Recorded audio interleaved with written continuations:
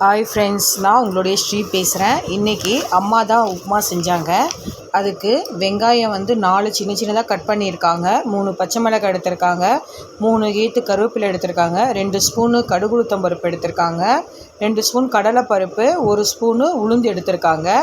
வாங்க, ஒரு கடாயில் ஒரு கிண்ண அளவுக்கு நம்ம 5 பேருக்கு நம்ம சமைக்கிறோம். அதுக்கு தேவையான அளவுக்கு நான் ரவை எடுத்திருக்கோம்.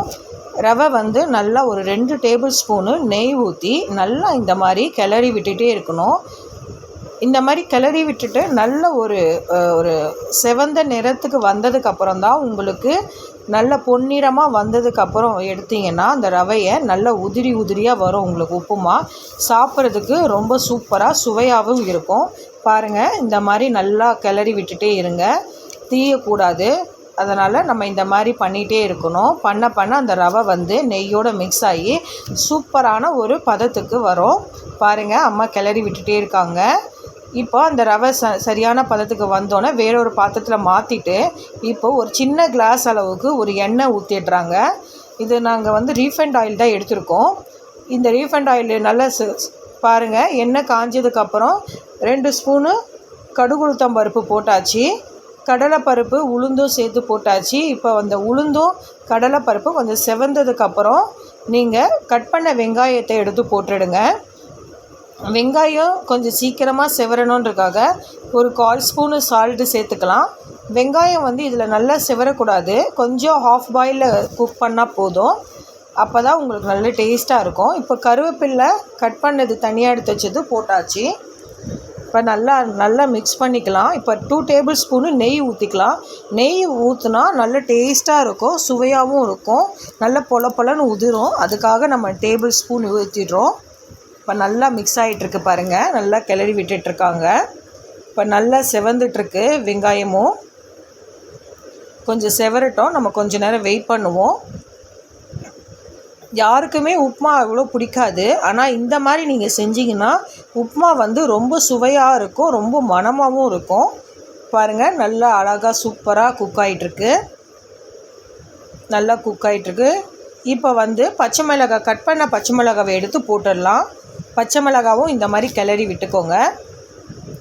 உப்புமா பிடிக்காத எனக்கே உப்புமா இன்றைக்கி ரொம்ப சுவையாக வந்துருச்சு, அவ்வளோ டேஸ்ட்டாக இருந்தது. நல்ல உதிரியாக பொலன்னு உதிரும் பொழுது சாப்பிட்றதுக்கு அவ்வளோ சுவையாக நல்ல ஒரு டேஸ்ட்டாக இருந்தது. உப்புமா வேணான்றவங்க கூட இதை கொடுத்தாங்கன்னா நல்லா சாப்பிடுவாங்க. அந்த மாதிரி உண்மையிலே ரொம்ப நல்லாவே இருந்தது. இப்போ பாருங்கள், நல்லா செவந்துட்டுருக்கு, நல்லா குக் ஆகட்டும். குக் ஆனதுக்கப்புறம் நம்ம ரவையை போடலாம். அதுக்கு தேவையான தண்ணி எந்த கப்பில் நம்ம ரவையை எடுத்தோமோ அதே கப் அளவுக்கு 1.5 கப்பு தண்ணி எடுத்திருக்கேன். அந்த தண்ணி எடுத்து நம்ம மிக்ஸ் பண்ணிடலாம். நாங்கள் 5 பேருக்கு குக் பண்ணுறதுனால நாங்கள் இந்த தண்ணி எடுத்திருக்கோம். இப்போ நல்லா குக் ஆகட்டும். இந்த ஸ்டேஜில் தேவையான உப்பு சேர்த்துக்கோங்க. இப்போ மூடி போட்டுடுங்க. மூடி போட்டிங்கன்னா நல்லா தளன்னு கொதிக்கும். பாருங்கள், கொதி வரப்போகுது. எடுத்து பார்த்தாச்சு, கொதி வரல இன்னும். பாருங்கள், இப்போ தான் ஸ்டார்ட் ஆகிருக்கு கொதி வர்றதுக்கு. நல்லா கொதிக்கட்டும். கொதிக்கும் பொழுது அங்கே எடுத்து வச்சுருக்க ரவையை கொஞ்சம் கொஞ்சமாக எடுத்து கிளறிடலாம்.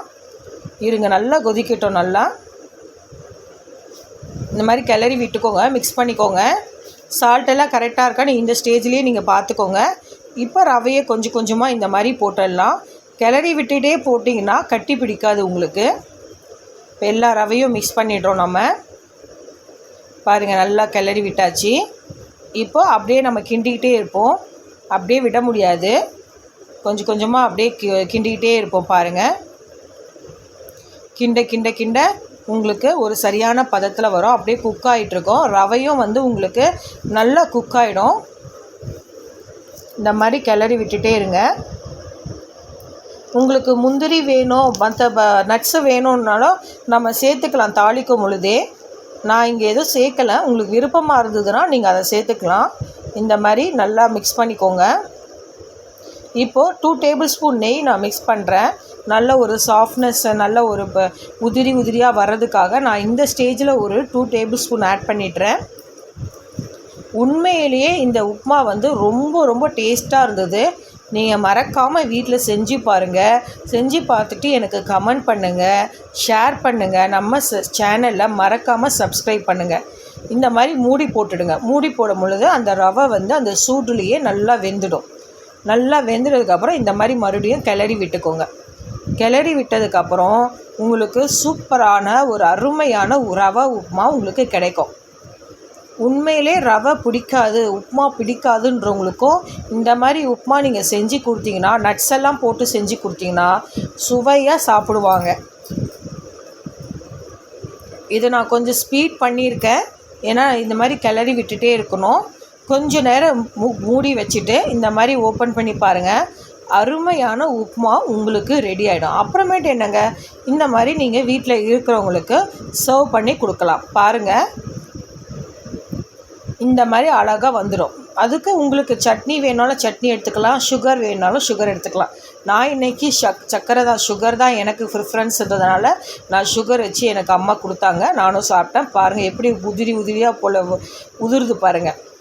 இது நான் சாப்பிடும் பொழுது வந்து எனக்கு அந்த மாதிரி வந்தது. நான் அதை உங்களுக்கு நான் காமிக்கிறேன். உண்மையிலே ரொம்ப ரொம்ப டேஸ்ட்டாக அருமையாக வந்துச்சு ரவா உப்புமா. இதை நீங்கள் மறக்காமல் உங்கள் வீட்டில் ட்ரை பண்ணி நீங்களும் உங்களுடைய ஃபேமிலி மெம்பர்ஸ்க்கு ஷேர் பண்ணுங்கள். பாய், see you.